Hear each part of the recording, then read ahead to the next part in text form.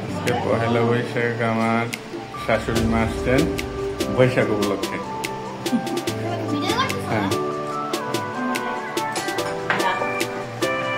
হ্যাঁ মা,